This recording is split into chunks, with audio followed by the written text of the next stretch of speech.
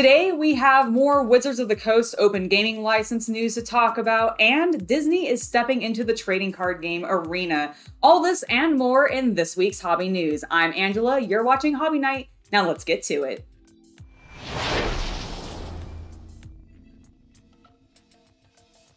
Let's go ahead and start this week the same way that we've started the last 2 weeks, talking about Wizards of the Coast and their open gaming license drama, because this week they've made some more announcements. They've come up with a solution for all the backlash that they've received from fans in the community towards their leaked draft, and they're hoping that this will appease fans. And I want to talk about it with you guys because I'm not sure that it's actually going to be able to repair the damage that Wizards of the Coast has already done.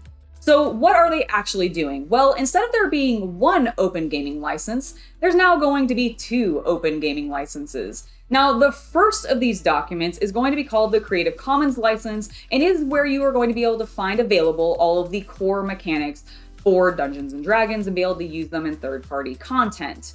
Which mechanics specifically? Well, they are calling out that you can find these mechanics on pages 56 through 104, 254 through 260, and 358 through 359 in the System Reference Document 5.1.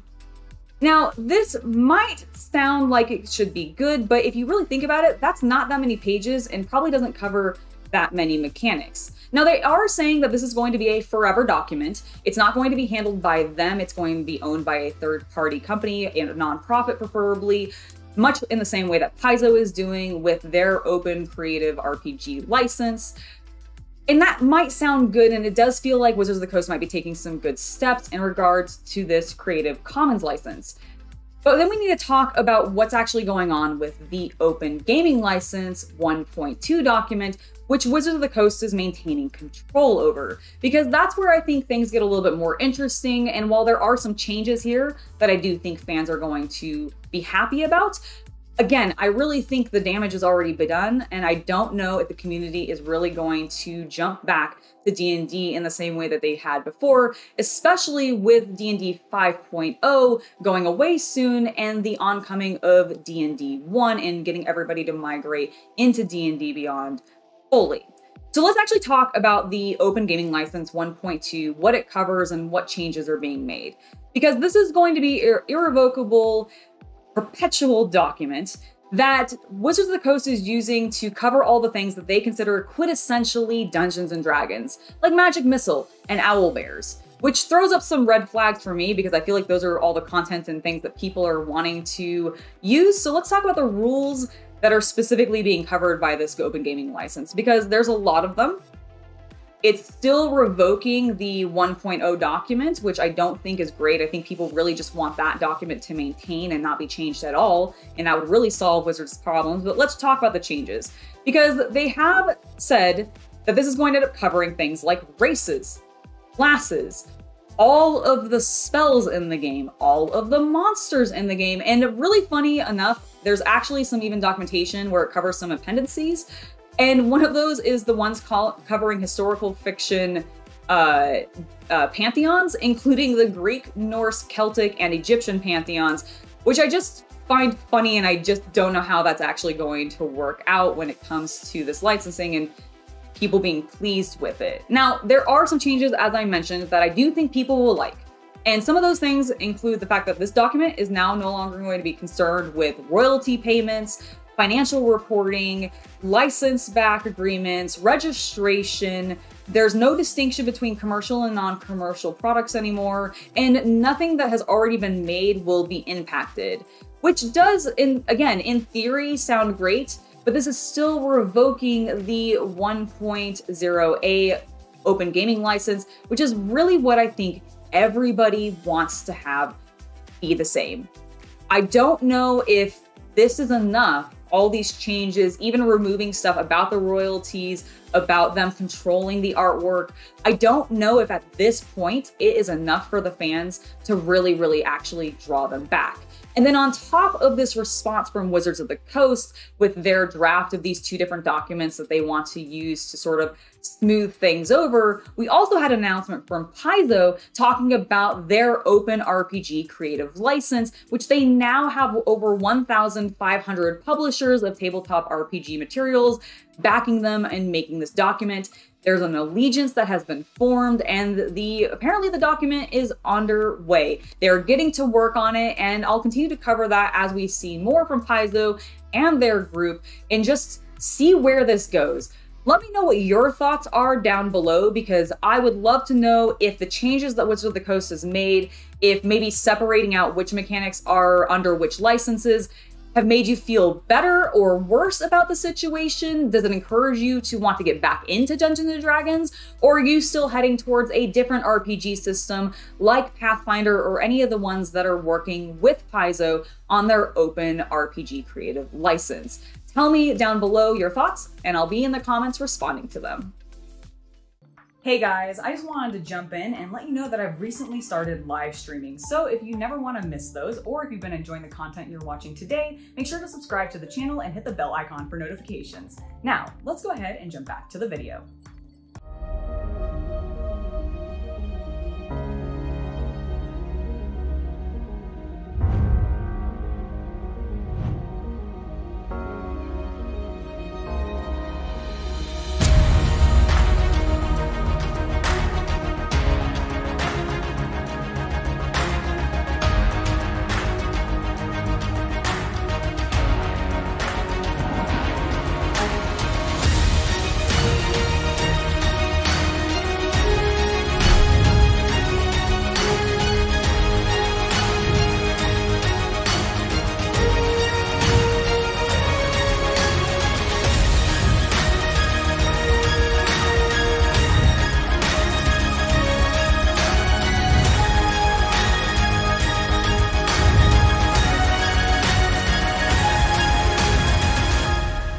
Next, I want to go ahead and talk about how Disney is moving its way into the trading card game scene. Although I do think that they've sort of dipped their toes in that a little bit with some of their card games within the parks themselves, but now they're going full force into it with their partners over at Ravensburger, which you might know from the Disney Villainous games, as well as their massive collection of jigsaw puzzles. That's actually what I know Ravensburger for first, but they do make a variety of very fun board games, and I've actually played some of the Villainous board games and like them quite a lot. There's a variety of different ones that you can choose from to pick up, and I've at least tried the Star Wars one. It was a huge amount of fun, which actually gives me a lot of hope for Lorcana, which is the new trading card game coming to us from Disney.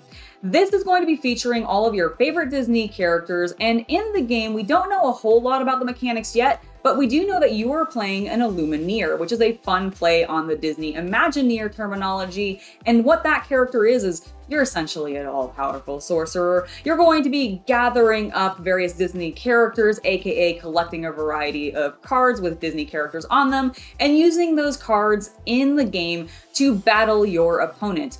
Or what your actual objective is, I'm not so sure yet, but I'm looking forward to finding out more. Now, one thing that I can definitely say about this game is it is looking absolutely stunning, and I do think that is going to play a major factor in where it falls in people's heart when it comes to TCG collecting. If the gameplay on top of that is also good, this could be a real contender and put some extra pressure on Wizards of the Coast and Hasbro when it comes to all of the shenanigans happening with them when it comes to Magic the Gathering, let alone put some pressure on Pokemon potentially. I really hope that this ends up doing well because I'm a big fan of Ravensburger. I love the card art that we're seeing in this card game.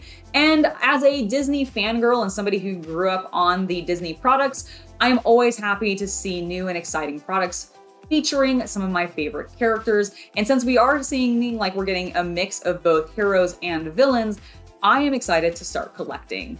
If you're anything like me and interested in this Disney trading card game, you can check it out at your friendly local game stores beginning August 11th.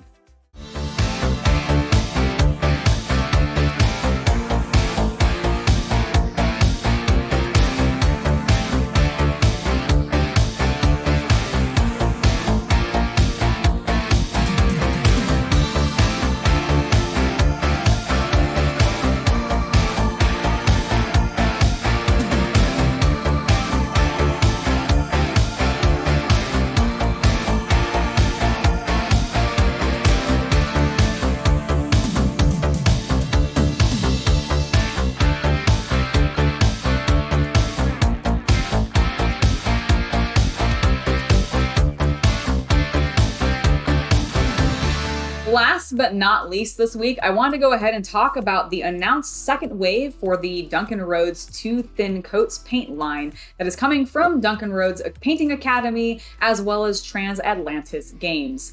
We have an announcement from them about Wave 2, and this is going to include 60 new paints. So if you happen to get on Wave 1 and you're looking for more, or you just want to see what Duncan's doing and check out the next wave that he has and see if the line is maybe worth grabbing, then I would highly encourage checking out the Kickstarter that is coming starting January 24th. Now let's actually talk about what colors might be coming, because there is a huge announcement. We've got 13 new triad colors, including some that are going to feature more flesh tones as well as military colors for those that you felt were lacking that in the first wave. We're also going to have 6 super bright new primary and secondary highlight colors, 6 new metallics, 3 new washes, and they're going to be introducing 6 new glazes, which I am very excited to see because I like glazing as a technique. So I'm very, very interested to see exactly what Duncan's paints are going to be looking like when it comes to using that particular technique. I, for one, am definitely interested in this myself, and like I said, you can find the Kickstarter beginning January 24th. All right, that has been it for this week in hobby news.